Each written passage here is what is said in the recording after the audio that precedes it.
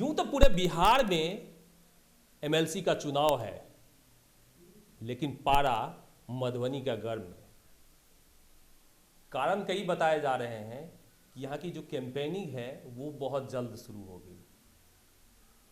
चुनाव आयोग ने अभी तक कुछ किया नहीं, ना नोटिफिकेशन जारी किया, ना मतदाता सूची जारी की है। और सरपंच और पंचों को भी उम्मीद है उन्हें भी मताधिकार का करने के लिए अनुमति मिल जाएगी और मताधिकार के लिए बिहार सरकार ने अनुशंसा भी कर दिया है।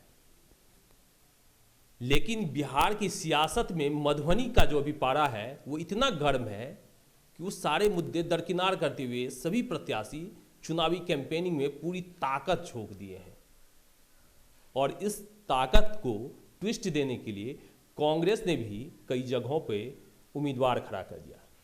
मधुबनी में भी ऐसे ही एक उम्मीदवार को खड़ा किया जो पूरे समीकरण को तोड़ने के जो टेक्निक है उसमें कारगर साबित हो सकते हैं, क्योंकि अति पिछड़ा समुदाय से आते हैं और मधुबनी के जो राजनीतिक समीकरण है उसमें अति पिछड़ा समुदाय बहुत ज़्यादा मायने रखता है।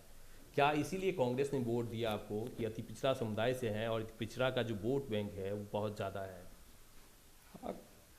सबसे पहले मैं आपको धन्यवाद देना चाहता हूं कि आपने एक क्वेश्चन उठाया। मैं बहुत आभारी हूं कांग्रेस पार्टी का कि एक अति पिछड़ा किसान परिवार, गरीब परिवार से आने वाला को अधिकृत प्रत्याशी बनाया है। और मैं अति पिछड़ा होने के साथ साथ ये पार्टी जात की नहीं जमात की पार्टी है। इसमें एक पार्टी का कुछ नहीं है, सारे लोग हैं इसमें। और यहाँ अति पिछड़ा का समाज का अपना अलग एक महत्व है, हमेशा रहा है और अभी भी है।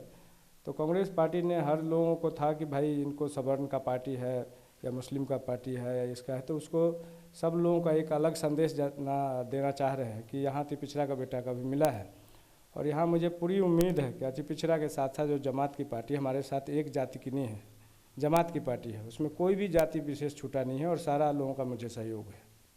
बिहार की राजनीति में कांग्रेस जो है बड़ा कमज़ोर है और इसका उदाहरण हाल ही में जब चुनाव हुए जिला परिषद अध्यक्ष और उपाध्यक्ष का, वो देखने को मिला। मधुबनी जिला में भी कांग्रेस अध्यक्ष पद के लिए दावेदार तो नहीं बन पाया, उपाध्यक्ष का दावेदार था, 4-5 वोटें आई से। उसमें उपाध्यक्ष पद की दावेदारी थोड़ी देरी से हुआ, इसलिए थोड़ी सी प्रॉब्लम हुई। लेकिन कांग्रेस का कोई इस तरह का नहीं था कि महागठबंधन, हम लोग कन्फ्यूजन में रह गए कि महागठबंधन में हम लोग भी हैं।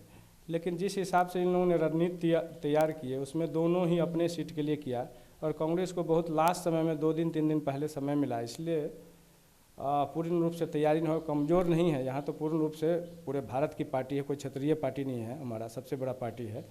तो तैयारी में थोड़ी सी कमी रह गई, बाकी हम सबसे बड़ी पार्टी है और अभी भी सबसे बड़ी पार्टी बन के उभरेंगे। दलीय आधार पे यदि बात की जाए तो कांग्रेस के कार्यकर्ता बहुत ज़्यादा ज़मीन पे नहीं है, बहुत ज़्यादा आपके प्रत्याशी जीते हुए नहीं है, तो फिर दावा किस बात का है? प्रत्याशी हमारे जीते हुए नहीं हैं, विधायक नहीं है, लेकिन हमारे पास जनमत है, पूरा जनमत एक है।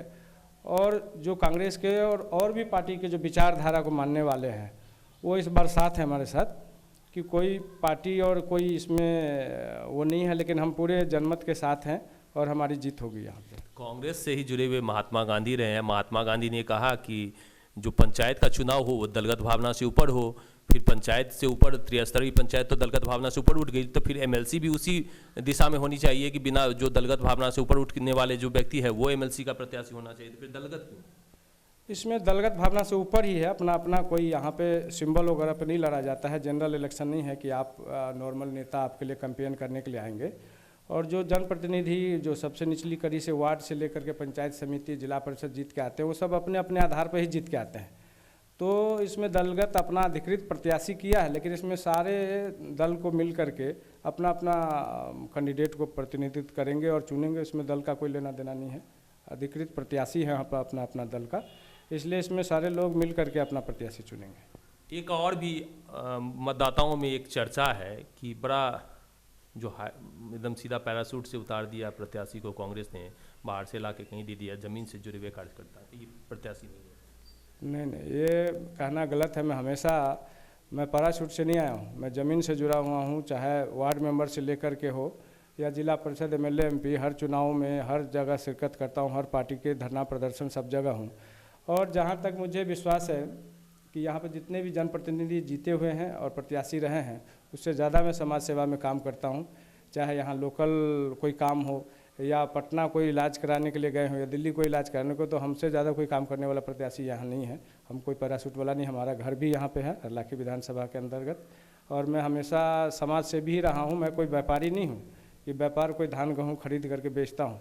प्रत्याशी बहुत सारा व्यापारी भी है, खरीदेगा तो बेचेगा। हम खरीदने बेचने वाले नहीं, हम ज़मीन से समाज सेवी लोग हैं और समाज सेवा करूँगा। तो आपको लगता है कि अभी मुखिया और वार्ड सदस्य और जिला परिषद के सदस्य जो हैं वो आपके पक्ष में गोलबंद हो जाएंगे? 100% गोलबंद हो रहे हैं और हो गए हैं। पहले उनका माइंड सेटअप हो गया है कि अति पिछड़ा समाज से आता है। अति पिछड़ा समाज जो गरीबी में कभी जिया ही नहीं, वो गरीबी का हाल कैसे जाने। मैं गरीब हूँ और गरीबी में जिया हूँ, इसलिए उन लोगों का हक और अधिकार विधान परिषद में उठाऊंगा और उठाते रहूँगा।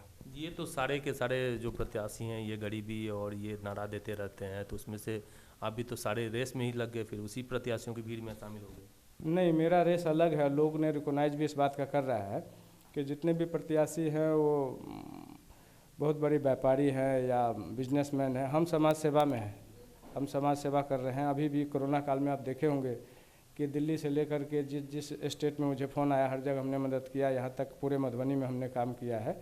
तो मैं उस प्रत्याशी में से नहीं हूँ जो कहूँगा कुछ और करूँगा कुछ। जो मैं कहूँगा वो करूँगा। तो व्यापारी, आपने व्यापारी यहाँ पे 2 व्यापारी चुनाव अभी अधिकृत रूप से तो एक ही घोषणा है, गुलाब यादव की तरफ इशारा कर रहे हैं।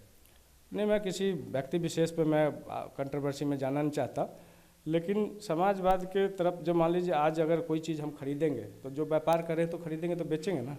तो वो हम नहीं खरीदेंगे नहीं बेचेंगे। समाज में जो सेवा होगा वो मैं करूँगा। इनकी आवाज़ जो विधान परिषद में होगा, जो इनके भाई पेंशन करा जाए, इनके लिए अलग से भत्ता दिया जाए, ये मैं आवाज़ उठाऊंगा। मैं बेचने खरीदने की बात में जाता नहीं और उस पर विश्वास भी नहीं करता। MLC चुनाव में तो यही आरोप लगते हैं, बिना पैसा का चुनाव ही नहीं जीत सकते हैं। नहीं, वो जिनके दिमाग में होगा। मेरे दिमाग में मेरे साथ कोई आज इस तरह की बात भी नहीं हुआ और दिल से लोग मेरे सहयोग कर रहे हैं और जिता के भेजेंगे मुझे। तो ये बिना पैसे का चुनाव आप चुनाव जीत रहे हैं, इसमें कोई पैसा धन बल का जरूरत नहीं? नहीं, कोई धन बल की जरूरत नहीं मेरे साथ। मेरे साथ जनमत की जरूरत है, जनमत है। बाकी प्रत्याशियों को मानते हैं कि वो धन बल का प्रयोग करेंगे? कर रहे होंगे, मैंने देखा नहीं, मैंने अपने हाथ से लिया नहीं, दिया नहीं किसी को, तो हम आरोप कैसे लगाएं। लेकिन कर रहे हैं तो हवा जब चलती है तो हवा तो कोई देखता नहीं, लेकिन चलता है तो पता चल जाता है कि हवा चल रही है। यानी सुने हैं कि धन बल का प्रयोग कर रहे हैं?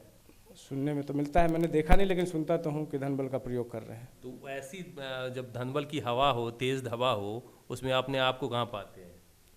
सर, धन बल के लिए वो टिकाऊ नहीं होता। धन बल, आज आप कोई चीज़ खरीद लीजिए तो बेचना निश्चित है, और कितना दिन बेचिएगा, कितना दिन आप खरीदिएगा। और हमारे साथ जो लोग हैं वो दिल से जुड़ते हैं और उसकी आवाज़ में हमेशा के लिए 24/7 तैयार हूँ उठाने के लिए। तो इसलिए वो टिकाऊ है। आप किसी को कुछ दे दीजिए, वो कितना दिन रहेगा, लेकिन हमारा साथ है उनके साथ, तो हमेशा उनके लिए मैं तैयार रहूँगा। और जो भी आवाज़ होगा उस धनबल से भी ज़्यादा मैं उनके लिए काम करूँगा। तो लगता है कि जो बहुत ज़्यादा कांग्रेस के पास यहाँ पे कार्यकर्ता नहीं है, बावजूद इसके हर पंचायत तक आप पहुँच जाएंगे? 100% मैं पंचायत तक पहुंचा भी और पहुंचूंगा। कार्यकर्ता की कमी नहीं है मेरे पास। और मैं अपने बलबूते पूरे कांग्रेस पार्टी के 24 सीट भी लड़ रही है, उसमें मधुबनी नंबर 1 पर जीतने के अग्रसर है। क्या कुछ है उसका सूत्र है क्या? सूत्र कुछ भी नहीं है। जो मैं काम किया हूँ उसका मजदूरी लोग देगा। कि जो लोगों को मैंने यहाँ से दिल्ली तक कोई इलाज कराने जाता, पटना जाता है, यहाँ कोई लोकल काम हो, थाने से लेकर के SP कलेक्टर DDC तक मैं अपने लेवल पे करता हूँ, तो लोग प्रभावित है कि भाई बिना पावर के, बिना अधिकार के इतने ये कर रहे हैं, तो अगर पावर दिया जाए तो हमारी आवाज़ विधान परिषद तक उठाएंगे। ये तो कितने वोट से जीत रहे हैं चुनाव?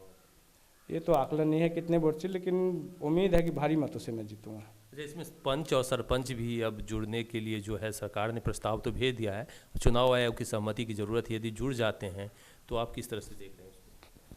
अभी हुआ नहीं है, बिहार सरकार ने इसके लिए प्रस्ताव पास किया है। अब इलेक्शन कमीशन क्या करता है, अगर जुड़ जाए, वो लोग भी जुड़ जाए तो हमें कोई हर्ज नहीं है। मेरे वोट और बढ़ेगा ही कि वो लोग भी हमारे सपोर्ट में है। अगर हो जाता तो मैं और अच्छी वोटों से जीतूँगा। वोट का जो मार्जिन है वो अंतर हो जाएगा, ज़्यादा अंतर हो जाएगा।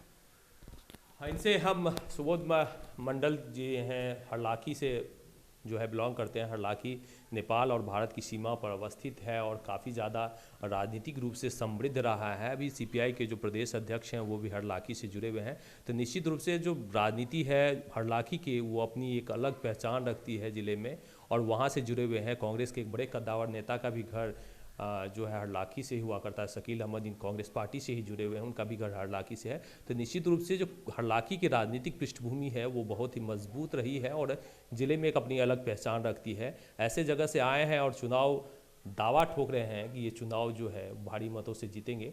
देखना होगा रिजल्ट क्या होता है। फिलहाल हम अपडेट आपके साथ में होते रहेंगे, तब तक के लिए हमें दीजिए इजाज़त।